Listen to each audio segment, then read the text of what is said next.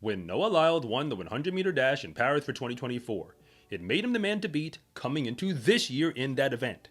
And apparently, Oblique Seville was taking notes, because he had now beaten Noah Lyles more than once. Allow me to set the stage. Because the Diamond League pulled up to run in Lausanne, and it was basically a torrential downpour throughout the entirety of the meet.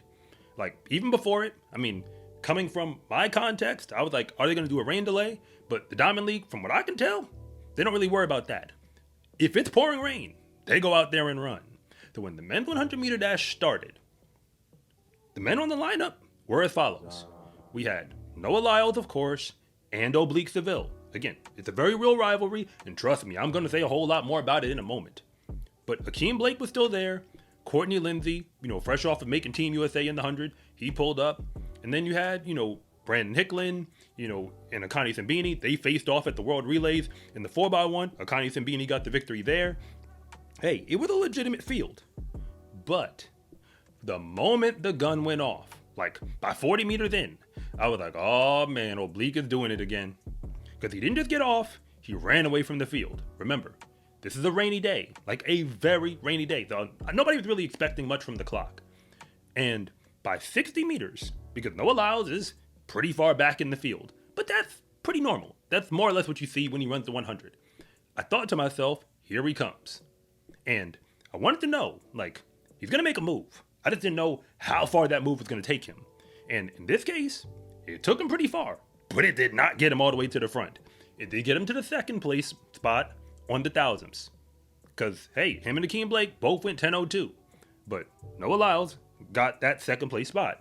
But when you look up, Oblique Seville ran 9.87 seconds into a minus headwind, basically in a torrential downpour. That actually happened. So now, what does this all mean? Because when you go that fast under those conditions, I mean, again, it's not just a warning shot. It has to put you, on that top rung of athletes who are competing for medals this year at the World Championship, which is not that far away anymore. Because we've been saying it for a long time, but it's really about to be here in a moment. Coming off of this race, a race where Kashane Thompson was supposed to be on the starting line and then pulled out, which, hey, I get it, it's track and field. I understand that. I guess just as fans, when we hear that an athlete is going to run and then we find out that they won't, it's disappointing. That's the best way to put it. Especially if you're talented, we actually care because we want to watch you run. But if you move off of that, what we just witnessed, it's really, a tale of two narratives. You can see it whichever way you want to. So I'm going to, go over both. Because, hey, you deserve to know what happened, and now, what does it all mean? Oblique Seville, I've said it for a while, his talent is scary. It's the only adjective that I actually have for it. His talent is scary. There's no reason why he can't win a medal this year at the Worlds. The only person who can really stop him is, Kashane Thompson or Noah Lyles in top flight. As far as I can tell, that's about it. Anything else that happens, like anybody who actually, beats him beyond that, they'd have to beat themselves. If you go back to the Olympic final last year, he got hurt in that final, but from the semifinal round, it definitely looked like he was on pace to get a medal. But, hey, hindsight, it is what it is. The races are over now, and now we're in an entirely new season. Oblique Seville has made it clear, consistently, that when he goes out to run in this back half of the season, from Jamaican trials on down, he has been one of the guys who you really have to come with it if you want to win. And he's been blowing away fields. That's the other thing. He's been performing at a very high clip when the rest of the field isn't going with him. And it's a little weird because when he goes that fast and the rest of the field doesn't go that fast, men who we know can go faster, they just didn't do it on that day. It has to make you wonder. What is the real reason why we're seeing that gap? Before I go any further, I want to give a huge thank you to today's sponsor, Bob and Brad, and their Easy Back Massager for help making this video possible. With their combined 60 plus years of clinical expertise, Bob and Brad empower people to honest, practical guidance and invented products that provide customized relief. And that's where their Easy Back Massager comes in. The Bob and Brad Easy Back Massager is a versatile and upgraded massage device designed for full body relaxation. With an ergonomic curved design and 4 deep kneading massage nodes, It mimics a professional shiatsu massage for tired, aching muscles. Let me tell you, the first time I started using it, I realized it was a huge step up from other back massagers I've used, and I try to work out pretty frequently. So I need something to help get rid of the aches and pains, especially in my upper and lower back. Its one-button control allows for switching between soothing heat and massage modes for customized relief of stress and pain. And all of that increases blood circulation, and it also comes with a 15-minute automatic timer that shuts off on its own after 15 minutes of continuous use. And because it pairs gentle warmth with an invigorating massage, it's the perfect gift for athletes or even a former athlete, desk workers, busy parents, hey, I fall in all of these categories, or for anyone who wants simple and effective relaxation at their fingertips. And the best part about it is that it promotes full body relaxation, not just the neck and back. It can be used to target other localized areas on the body, like your shoulders, your thighs, your back, your abdomen, or even your feet. And for the record, that is exactly what any track athlete, or for that matter any gym rat, is going to need. Developed by famous physical therapists Bob and Brad to provide effective physical therapy treatments that help millions recover faster. My wife actually has pretty chronic back pain, so using this has definitely been a game changer. So experience the future of smart recovery with Bob and Brad, and just click the link in the description below so you can check out the Easy Back Massager for yourself. Just use the discount code to make sure that you save even more when you relax. I am about it, I recommend it, and I'm sure that you will love it too. And now, back to the video. Is Oblique that much better than the field, where when they come in top form, the days when they go 9-8 and knock on the door of 9-7, because that's what happened in 2024 when we got to the games in the final? Does that mean he's just going to go even faster? Or is he giving you, a quality of performance that looks very close to what you're actually going to get in that moment, and everybody else is just going to rise to the occasion? I mean, it's really up for debate. When people talk about, the past performances of Oblique Seville in championships, he's been there in the final for a while, but he hasn't come away with a medal. I don't think this year is the past. I think this year is different. I do think that if there ever was a year for Oblique Seville to get a medal, this would be the year. But that brings us back to the real conversation, because like I said, there's two ways to see it. And if you're on Team Oblique, which I see some of you all in the comments, I respect it. There's valid reasons to choose that. But now, let's go to the other side. Just staying on him, because trust me, I'm getting to Noah Lyles in a moment. Oblique Seville opened his season in Grand Slam track. And I get it. It's not the Worlds. It's something different. And, the season, you kind of, it's, everybody's rounding into form. But I essentially got to watch him lose to Kenny Bednarek multiple times. Not just in the 100, but in the 200.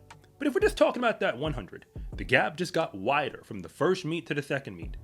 So when you put that on the board, like if we're just talking about the season, you can focus on these recent races and that'll give you one narrative, or you can focus on the full season, which tells me, this thing can kind of get mixed up. When it comes to the other side then with Noah Lyles, Shane Thompson, and everybody else, those athletes are on very different plans. Noah Lyles is the only man who has made it pretty clear in the past he doesn't need to win everything in the regular season, specifically in the 100, in order to still get you in the final. Because he becomes somebody else by the time that final happens. He's been practicing his race model in the first 100 we've seen. At the USA's, if you were watching it, he practiced his race model where he starts with the field, sort of, kinda, a little behind, and then runs everybody down and gets to the line. He did. He got to the line and edged out whoever was in that heat. He didn't run the other heats because he didn't need to. But when he hopped onto the Diamond League, the times we've seen him thus far, he's run everybody down except for the man in front. It was Shane Thompson once and now Oblique Seville twice. The difference is that when it was Shane Thompson, he was right up there near him. And when it was Oblique was way ahead of everybody else, and Noah just had to pass the rest of the field to get to second place. Now, you can interpret that and say Noah Lyles is, in pretty good, shape to go for a bronze medal. But I just don't see it that way. Because the statement has gone like this, and I believe he said it in a recent interview, coming off of, the past Diamond League race, the one that they ran in Poland.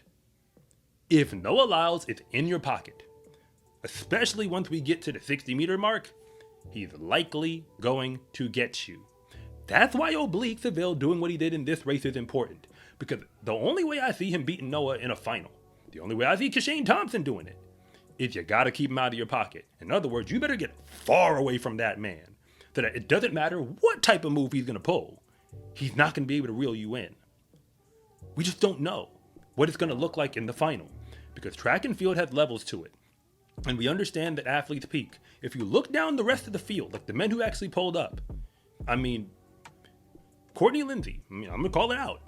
A man who ran 982 at the USA Championships, because people love to talk about the clock and the fast times. He ran 10:27 into this rain and this torrential downpour, which isn't all that crazy till you realize that everybody else for the most part was going faster. 10:20, 10:1, 10:0, and when you talk about Oblique Seville, 9:87. USA Championships is a meet that many athletes kind of have to peak for just to even get on the team. It is what it is. But there are levels to this. Because when you look at the results from this race, what it showed me is we kind of see the guys who are more or less going to be there knocking on the door, if not in the final. From Jarnell Hughes on up, when if you're looking at the leaderboards from this 100, him, Akani Simbini, Akeem Blake, Noah Lyles, Oblique Seville, and obviously some names who weren't here. These are all the guys who really believe that they belong to be in that final. I mean, hey, they all have a reason based on what we've seen in their career before we got to 2025 to assume that they might have a shot to be there. Like, whether you've won a Diamond League final, you've made World Championship finals, you already have medals in the past, like every single one has a reason to believe they're going to be there. Again, it's a small group, maybe like 10, 12 names who could really be there. But when it comes to the medals, that list is nowhere near as long. Because everybody's more or less penciled Kashane Thompson in for a medal, even if they don't have him at gold. But everybody got him for a medal for the most part. And then when you move to Oblique, I'm in the group that says if you want a medal, you're going to have to snatch it from him. I'm in that group. So the only question then is who else can snatch a medal? Like, who had the talent to do it? And Noah Lyles is that guy.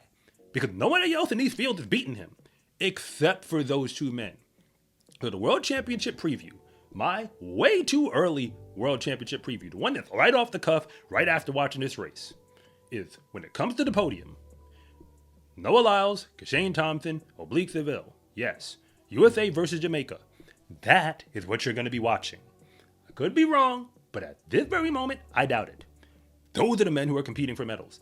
Everybody else is just running to be in the final and try to make it look interesting. Who gets what medal?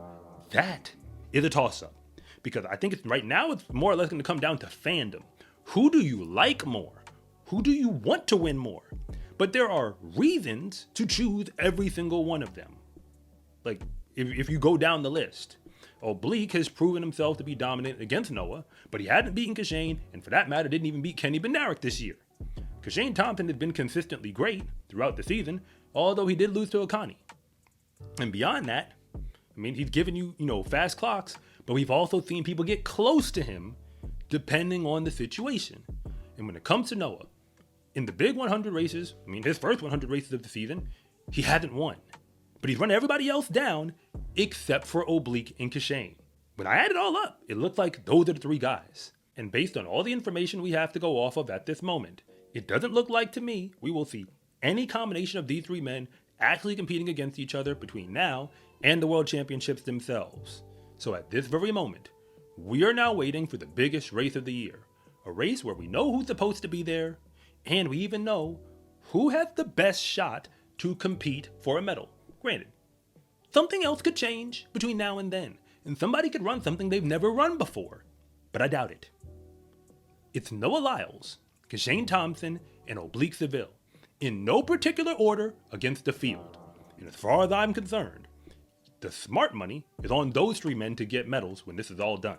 In the sport of track and field, race day is honestly the easy part, because all of the real work gets put in when nobody is watching. When you wear every day is training day gear, you can let the whole world know that your success in competition is not an accident. Order yours at scarecruiting.com/shop or use the link in the description below, and it always comes with free shipping. It's a huge support to me and this channel, so I can continue to make you more content like this. And if you actually made it all the way to the end of this video, I do have to admit that thank you doesn't do it justice anymore, because you are a real one. And if you want to support me and the work that goes on in this channel even more, you can do it with a channel membership, where you can get a few different perks, but probably the biggest of which is that you'll get early access to the videos that I publish on this channel, so you don't have to wait at all. Like, if it's gonna come out 2-3 days from now, you can just watch it the moment that I put it in the system and I clear it. So with that in mind, channel memberships are now here as a thing. But whether you do or you don't is not important. I always greatly appreciate it if you just watch the whole video. And for that matter, like and subscribe.